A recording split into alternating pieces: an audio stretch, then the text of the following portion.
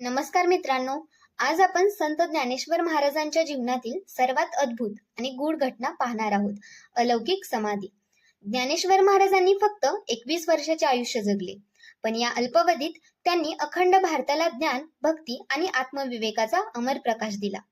पंढरपूर, आळंदी आणि इंद्रायणी नदीच्या तीरावर त्यांचं कार्य अजूनही धगधगत आहे. शेवटी त्यांनी सजीव समाधी घेतली, म्हणजेच त्यांनी आपल्या शरीराला सोडले नाही, तर जिवंत अवस्थेतच समाधी घेतली. हे ऐकून अनेकांना आश्चर्य वाटतं, पण ही संत परंपरेतील एक विलक्षण आध्यात्मिक घटना होती. या समाधी मागे एकच संदेश होता: देह नश्वर आहे, पण आत्मज्ञान आणि भक्ती ही अमर आहे. संत ज्ञानेश्वरांच्या समाधीला आजही लाखो भाविक नतमस्तक होतात. त्यांच्या समाधीचं स्थान म्हणजे आळंदी, जिथे आजही त्यांची ऊर्जा जाणवत राहते. मित्रांनो, ही केवळ एक समाधी नव्हे, तर आत्म्याच्या अमरत्वाची साक्ष आहे. चला, आपणही त्याच ध्यान, भक्ती आणि आत्मज्ञानाच्या मार्गावर एक पाऊल टाकूया. अशाच माहितीसाठी आमच्या चॅनलला लाईक करा, शेअर करा आणि सबस्क्राईब करायला विसरू नका. धन्यवाद.